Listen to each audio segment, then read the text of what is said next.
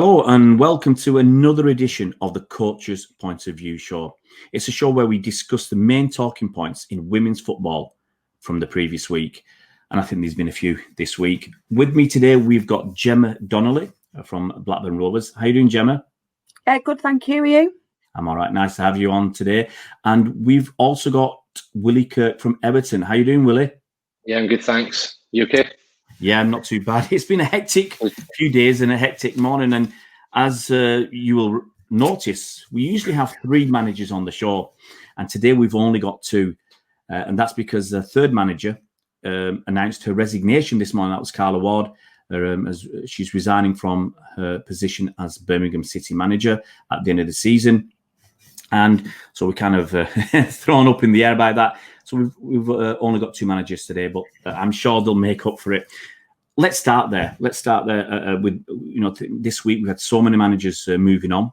I would just want to start off with Gemma and ask you, is the life of a women's football team manager in the top 2 leagues, is it becoming more and more precarious? That's a tough question for me to answer because I've been in post for over a decade. So with my football club, there's been longevity in my particular role, but I can completely understand in the terms of the direction. I mean, we've only been in the top flight of English women's football for the last 2 seasons, and this season is our first full season.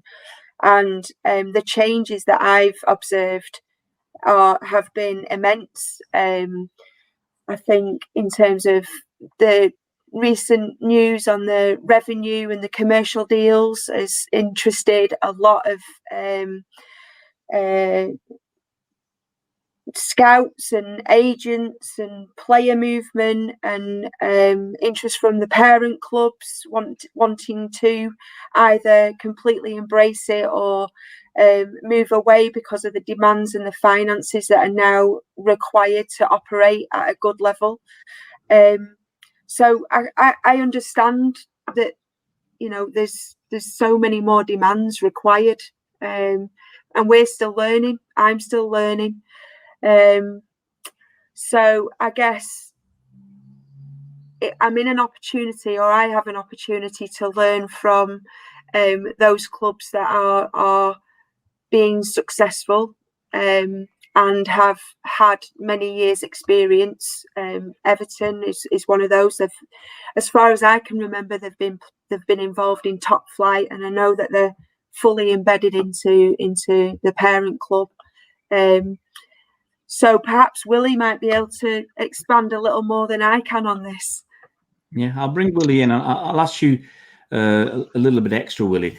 I mean, obviously, Everton are at the top end of the Women's Super League.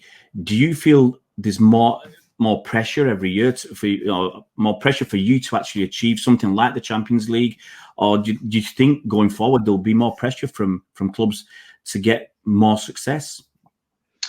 I think across both divisions there's pressure on everyone. It's just different degrees of pressure, and I'm sure Gemma puts herself under pressure in terms of what she wants to achieve. And I think if you look at all the managers across the 2 divisions, they're very similar in terms of the demands they put on themselves. So that's pressure. But yeah, I think one other group of people who are interested in the new commercial deals is club executives, and that's brought them a bit closer to the women's team. There's a bit added interest there. They see that it's now not just all one way of financing the women's team, but they can start generating some revenues themselves through prize money, through TV money, etc. So yeah, I think the pressure will continue to rise. Certainly us as a club, we've got real big ambitions, but those ambitions bring pressure, and we just need to make sure that they're realistic and we understand where our competitors are as well, because that's just as important. It's okay, a club like Everton saying we want Champions League, but do you know what the 4 clubs above us look like in terms of financial resource, day-to-day facility resource, staff resource, etc. So listen, we've been wanting it for a while. We've been wanting more exposure, but with exposure brings accountability and brings pressure. Yeah, absolutely, absolutely. I'll bring Gemma back in. Obviously, we've seen this week Casey Stoney and Carla Ward announced that they're going to leave, and the season hasn't finished. They've still got an FA Cup game this weekend. How do you think that those resignations will affect the players? Will it galvanise them? Will it help them in the games this weekend, or could it actually work against them?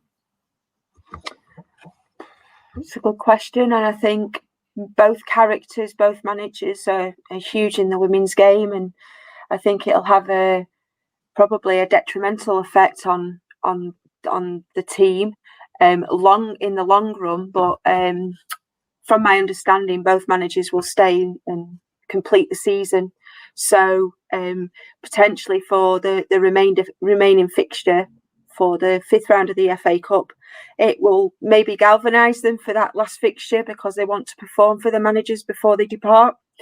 And then we'll see what effect it has on the actual squad thereafter. But both, one surprising to me, one not so surprising to me. Yeah, I think it'll be interesting to play against them. I wouldn't fancy, to be honest, playing against those teams this weekend. I can't recall what opposition they've got. I only know who we've got. Yeah. But yeah, I wouldn't fancy playing against them, particularly with the managers still in charge, because I think like I said, I think it would be tough to play against them for the last time. Yeah, I'm just Birmingham are at home to Southampton, so I think that's going to be a tough game for them. And Man United are at home to Leicester City, so obviously Leicester City champions of your league, the Championship. So that's going to be, I think, another very tough game. And if your players aren't at it and they're a little bit down because the managers are moving on, that could be quite tough for them. I bring Willie back in. Willie, we've been hearing about some of the reasons, alleged reasons why these two managers are moving on, and it's something that we've been talking about for months now, about the, let's say, the less than equal treatment of women's teams compared to the men's teams at the same clubs. We talked about the Liverpool training facilities, and I think that's another issue here where the managers appear to have been talking about the facilities at the clubs. And we've looked at things like, this was going to be a question anyway that we had lined up, whether the managers had left or not, about the subs bench. Now, we looked at the subs benches last week. I think Birmingham had 1 player on their bench. West Ham had 3.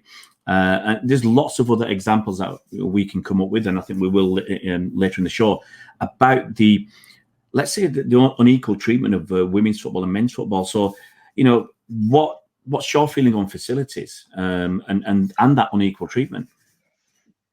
Yeah, it's difficult to comment on other clubs, when you're only seeing it from the outside. But certainly from my perspective, I feel fortunate that I'm at a club that has been massively backed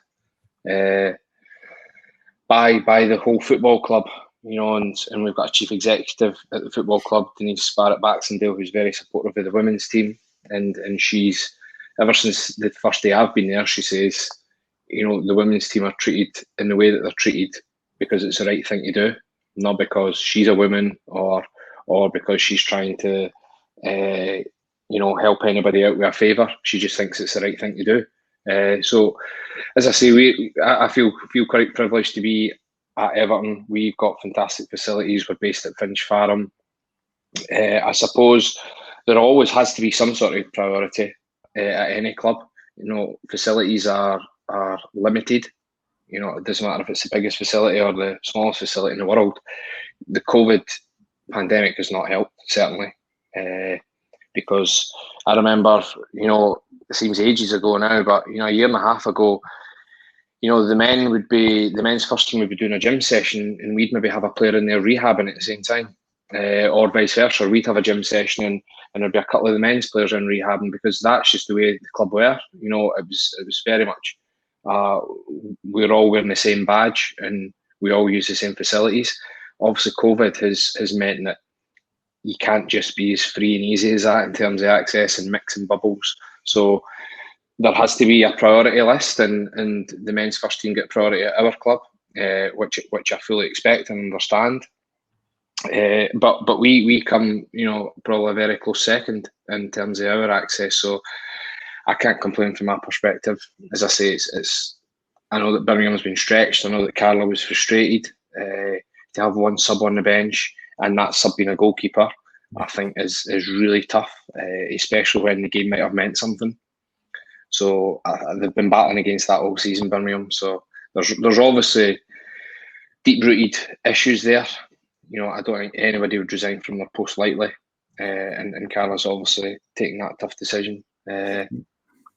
So yeah, it's tough. Yeah, bring Gemma back in. I mean, Gemma, how do you feel?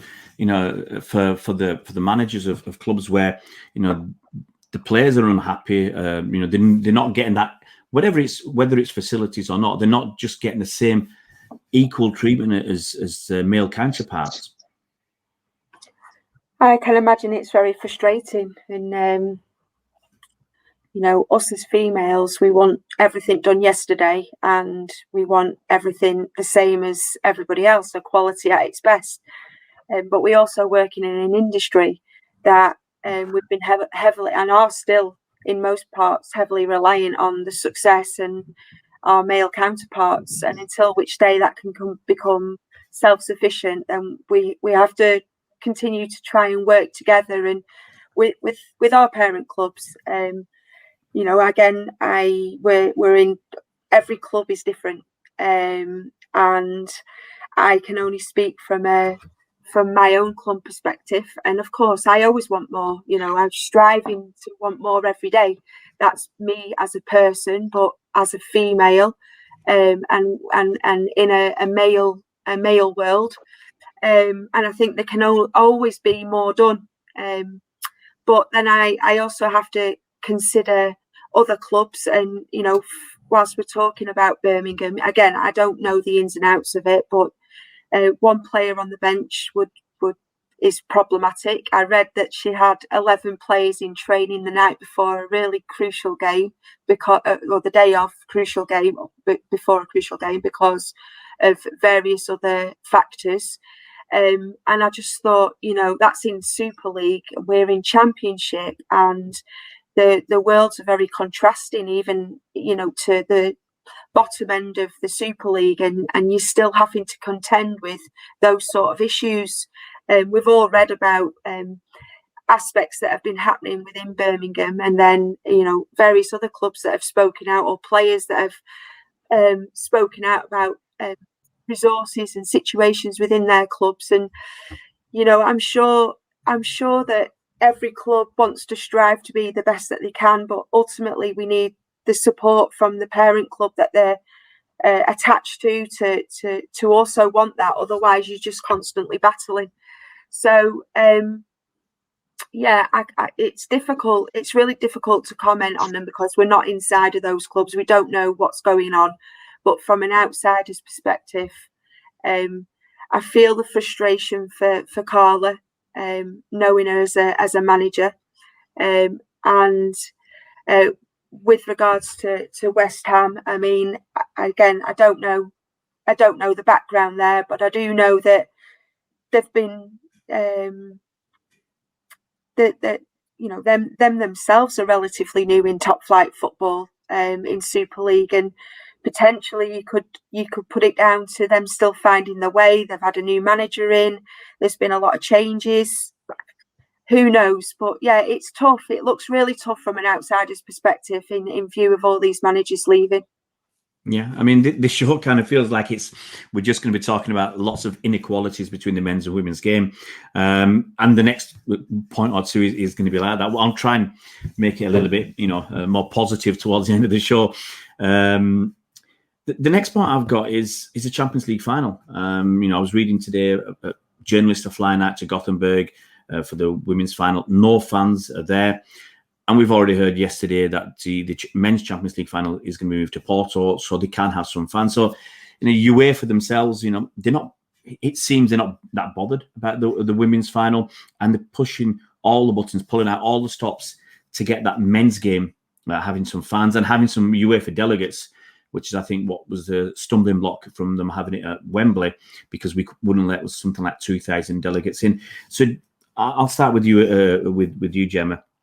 Do you think that this is just another example of, women's football is kind of just sometimes just tagged on at the end of men's football?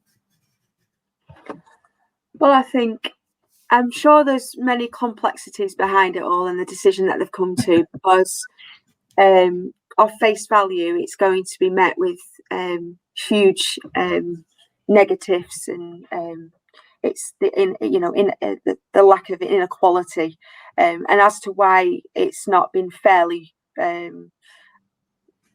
supported, I don't know the reasons as to that. But from face value, I just don't know how it can possibly be right that they do one thing for the same sport, but one thing for the men and one thing for women. It doesn't make any sense whatsoever.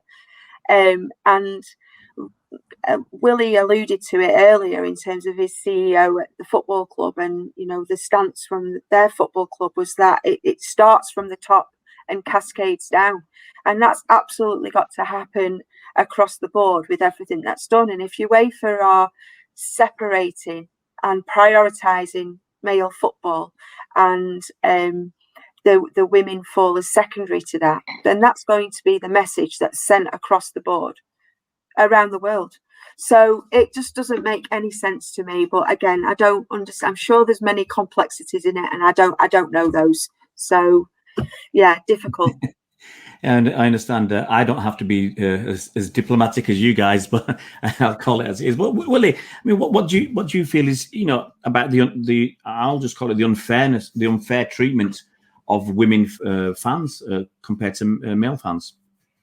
Yeah, I mean, I think two things. I think rightly or wrongly, ultimately it comes down to money. I think that's been the main driver here in terms of getting fans to these finals. I think the ticket price will be massively different. The ticket for a Champions League final for the women's game and a ticket for the Champions League final of the men's game, and I'm sure that is a driver, which you can argue that all day if it's right or wrong. I think it's a shame that this has happened, because UEFA have been really positive recently about the women's game. The revamped of the Champions League, the extra resources they're putting in it. I think the winners on Sunday, be it Chelsea or Barcelona, I think their prize money, I think you only need to reach the group stages next season to get the same prize money. So, that has been, I think, quadrupled. So UEFA have taken real positive steps in the women's game, and it's just a shame that they've not taken the same positive steps for this year's final. Yeah, we still don't know. I'm a Man City fan. We still don't know what the prices are going to be, whether we're going to go for the Champions League in Porto, whether we can fly in, whether we can stay in a hotel. You have to fly. It's not been handled very well, and that's just been across the board from a men's point of view. You mentioned there, Willie, about the Champions League TV deal, and that's the next point we've got up for discussion, because I believe the price pot has increased, the TV deal has increased as well. Do you think this will help to create, let's say, more distance between the top clubs that are in the Champions League, obviously getting that extra money, and the rest? Because we even with the TV deal for the Women's Super League and the Championship, because you're going to have 3 clubs who are in the Champions League getting a lot more than the other clubs in the Women's Super League, who get about triple what the clubs in the Championship get. And then you've got all the clubs in the national leagues and below who are not getting anything. Yeah, I think part of the increases to the Champions League money and funding for it, I think there is a part of that will be going to non-Champions League clubs and associations and leagues. So there will be a trickle-down effect. I don't know how that will work. I think you've got to make the product at the top end of whatever sport it is, whatever gender it is, as good and as attractive as possible, because that is inspirational for everybody else in the pathway. So, I think Emma Hayes said it once, why should Chelsea not invest more money just because a lot of other teams can't invest the same? It makes no sense. Why would we ever stop people investing money? Because ultimately that's what we're doing. If we start putting in salary caps, if we start talking about fairness between the top of any pathway or pyramid and the bottom of that, it's like your own club, Manchester City. One of the biggest investors in European women's football. But let's not beat them over the head with a stick by saying, well, that's wrong. There's a gap. Let's encourage them to invest. Let's encourage them to buy players off some of the smaller clubs in England, and that starts generating money. But I think you've got to make the product at the top end as good as possible, and that becomes inspirational for everybody else. Not everybody will be able to invest money. We're a big club and we can't invest the money that they're investing. And if you look at the national leagues, they're going to be a million miles off it, but it's still important that it's an inspirational thing. So yeah, I do see they're getting gaps. I'm witnessing it myself. I'm sure Gemma's the same, but I don't think we're in a position yet where we should start curbing that investment. Yeah, I'll bring Gemma in just to get your opinion on this. Gemma, would you ever be in favour of trying to make it more equal, or would you go down the route of just saying, look, if clubs have got the money, let them spend it? Well, I guess we're coming from two different perspectives, really, because we're bottom half or finished bottom half of the Championship, and a newly promoted club can see the effects of the likes of Leicester investing a lot of finances and resources into a club that can ultimately lead them to success. And likewise, it's mirrored across any league that can invest finances. Typically, you would want the expectation is success. So from a personal perspective, right now, it's really difficult to work with a team and with a club that aren't in a position to invest the types of money and finances and resources that you would really want to in order to achieve the success that you personally aspire to have. It's easy to say that we want to be a Super League club, but we're a million miles away in terms of what we're able to offer at this moment in time. That said, I have to agree with Willie in what he's saying. I think women's football is on the up. It has been on the up for a minimum of 5 years, but the background and the work beforehand has been ongoing for 10 years plus, since the introduction of the Super League. That was the aim, that was the vision, and we can't stop there. We can't stop now just because we're not enjoying some aspects of the game.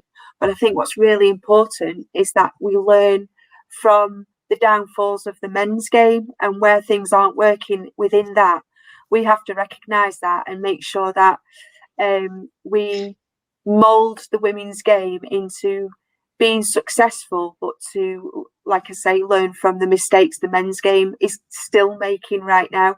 But yeah, we've got to make it as good and as big as possible. But it's about organically growing and nurturing that without it just exploding and it getting all out of control. Yeah. We're going to finish the show by talking about something positive. I'll bring Gemma in first because we're going to talk about the FA Cup 5th round. That's why we do these shows just before the FA Cup weekend. And usually it's FA Cup weekend, but it's not exactly this week because Everton are playing on Thursday. So we'll start with Gemma because obviously Blackburn are playing Charlton on Sunday. I think it's a 12 o'clock kickoff. Is that on telly? It's live streamed. Yeah, okay. Do you want to just talk a little bit about your preparation for this game? Obviously, two Championship sides, and what are your chances? What are our chances? I'd say 50-50. So we've obviously played Charlton twice this season. We lost to them at home. They scored last minute of the game. A game we should have won, and then we drew to them away at the beginning of the season. At the beginning of the second half of the season. A game again that we probably should have won, but we didn't. That's been our season so far, pretty much. It's 12 o'clock on Sunday. Charlton are a bit of our nemesis, but I really hope to sort of get one over on them this time. And I was talking to a manager last night, actually. So Charlton in 2007, I think it was. I just want to make sure I've got my dates right. So double check this. But 2007 we played Charlton in the semi-finals of the FA Cup, and I think Casey Stoney and Eni Aluko, Tash Dowie, and I think Karen Hills all formed part of that team at that time, and they beat us 1-0. So they knocked us out of the cup. They went on to the final, played Arsenal, got beat 4-1. So that's number one. Number two is that obviously Karen Hills, who's just been appointed as the new manager for Charlton, is now leading Charlton. She was former manager of Tottenham, who beat us in the first Championship playoff. So that's another reason to get beat them. Mental note recorded. And then just to finish it off and top it off, Charlton were the team that beat us in our second Championship final to deny us promotion into the Championship. Obviously, for the second time of asking. So that's number three reason why we absolutely have to go and get a result against them this weekend. And you're not bitter at all, are you? You're not bitter about these. Let me tell you that history has been drilled into the players this week. There's no qualms over the passion that will be exhibited throughout the former players that have been involved in that.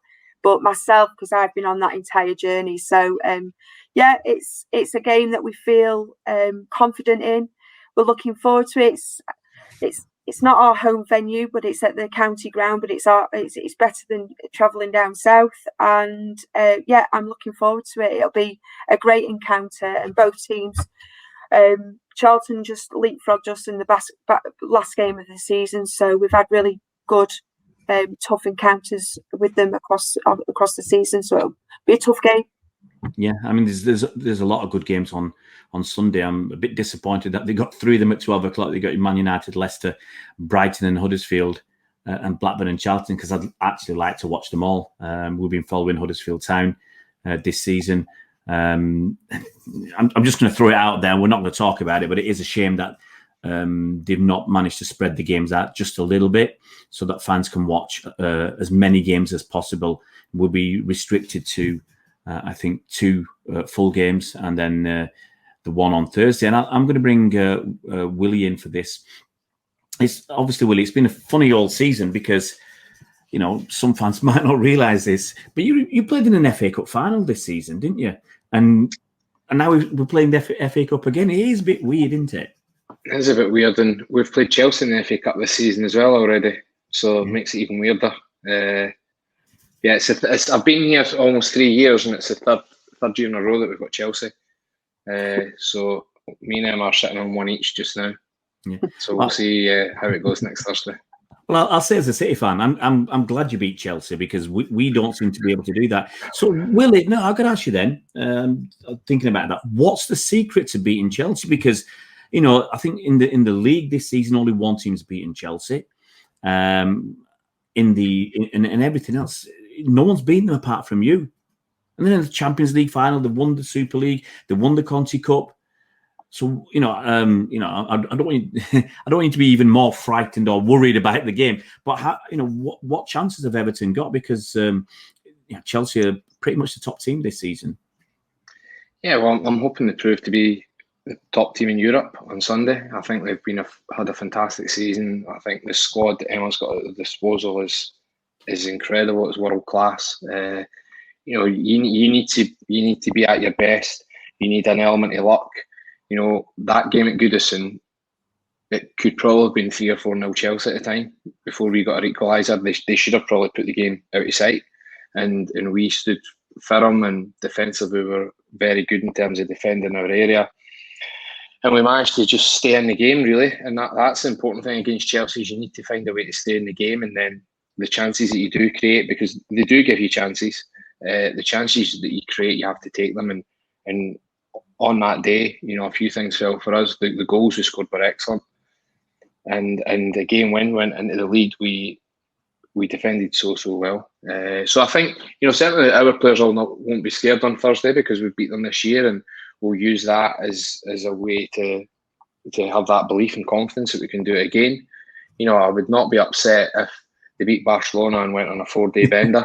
I think that would help. But even then, they'd probably go into the game with so much confidence it will still be a tough game. But yeah, they're a tough team to beat, and like we're quite proud of the fact that we beat them this year. And if we're going to get to another cup final, and we desperately want to, because we got a taste of it at Wembley, and it was a shame it wasn't in front of fans, but it was still enough to give us that determination to get back there as quickly as possible. And if we're going to get back there, we're going to need to beat Chelsea again. Yeah, got to say, as we draw the show to a close, many thanks for coming on the show, Gemma and Willie. We from the channel will be supporting you guys in the FA Cup 5th round on Sunday and on Thursday, and wish you the best of luck. But thanks a lot, Gemma, and thanks, Willie. Thank you. Thank you.